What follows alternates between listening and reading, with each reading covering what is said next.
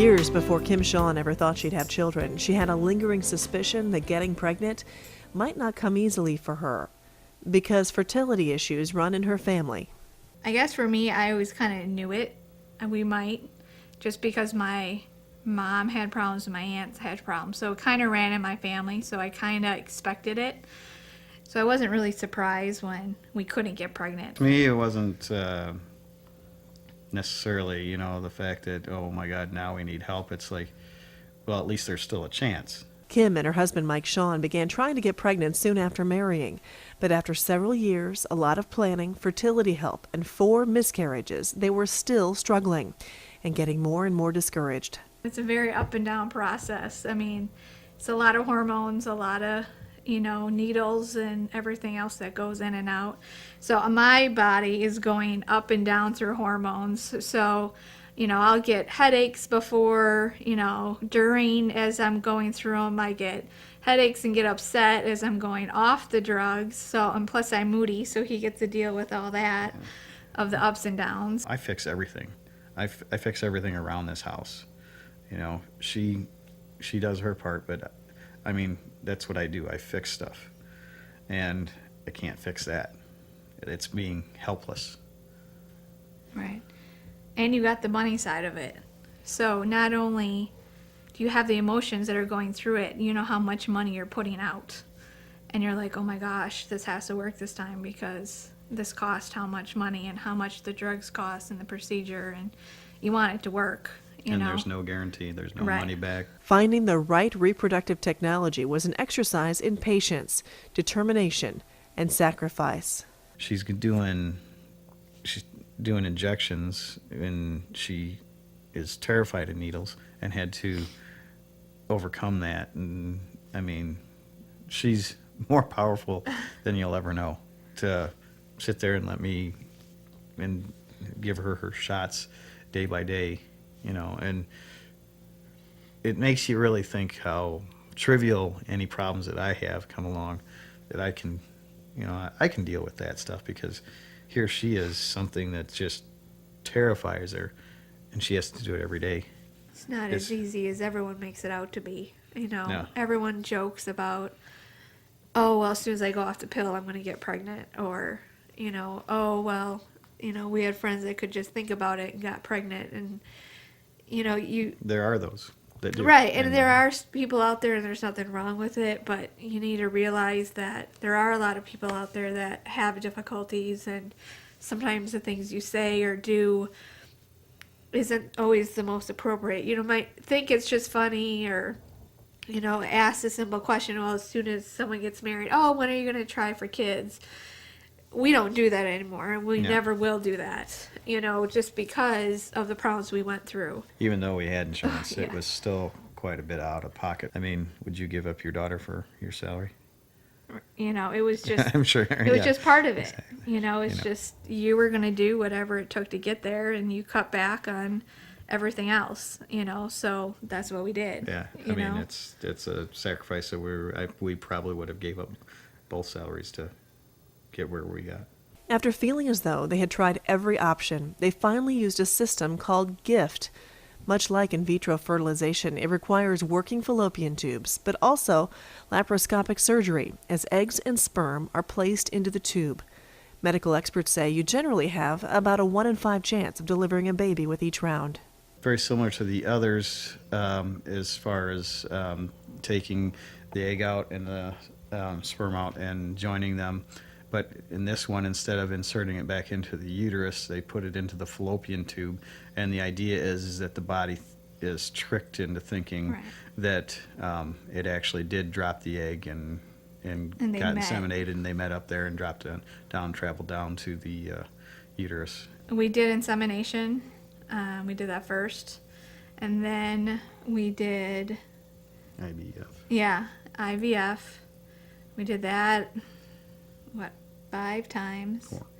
4 times, yeah, you're right. Yeah, 4 times, and then we did GIFT at the end, and that was the one that got us pregnant.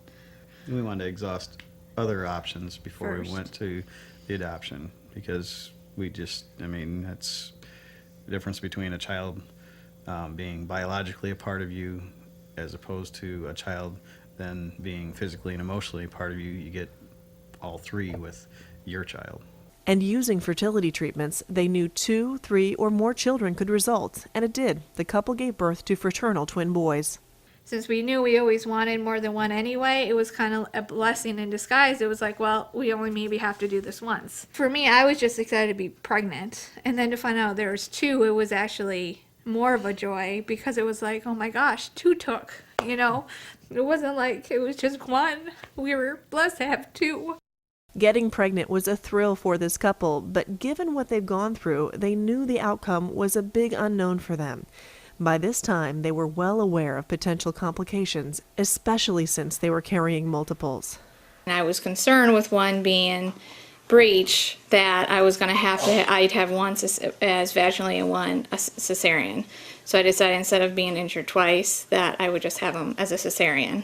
And if there was any complications in the middle of the surgery or having them, I wouldn't have to all of a sudden be rushed into the OR and have them. So that way it was a little bit more calm.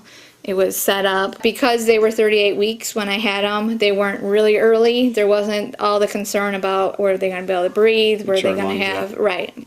They expected that to be all okay. Kim and Mike say meeting their newborn sons was something they had dreamed about for so many years. They felt they already knew these children, and nothing compares to it for them. One baby came out, and then the nurses are telling them to come over and look at them and take pictures and everything else, and pretty soon our doctor's saying, hey, the second baby's ready to come, and gets him out and over, and it's like he was looking at one baby and looking at the other baby, not knowing where to go. And It was fantastic. I mean, very fantastic, indescribable. Part of the learning process for every couple transitioning into parenthood is mastering communication skills with each other. In the case of the Shawns, they say that transition had to start years before these babies entered the world, given their difficulty in conceiving. Oh, you have to communicate, because otherwise you just don't get anywhere. Because if I'm upset or I feel like I can't get them to calm down and say, hey, I need your help, you need to try it, and then it's going to fail. Statistically, caregiving tends to be warmer for babies conceived using reproductive technologies because the parents had to work harder for it. As for attachment, it's just as strong as with natural conception. Everybody says it's life-changing, and they aren't kidding, and it is, because It's rewarding and challenging at the same time. you become, instead of 2 people making a family, now you have an extended family. And, you know, I have 3 people that I focus on right now, wholeheartedly, 100%, instead of just one. And, I mean, I could care less if I get a shower or my clothes are clean, or, you know, if I get dinner, just so long as they get dinner and she gets dinner, I'm happy. I don't, you know, everything else can go away. You knew the changes were going to come, and it was just how you're going to deal with it. It wasn't upsetting because you waited for so long to get there, and it's something that you wanted. So it's a good change. It's a good, struggle, even though at times you're like, oh my gosh, I can't get this baby to quiet down, but it's a good thing, because you'd rather be in that struggle than not be in that struggle. Neither one of us hesitate to get up, and neither one of us say, well, it's your turn. Yeah, it's always, I'll go. And both of us are saying, yeah, I'll go. And some of us, a lot of times, we'll both get up and just go.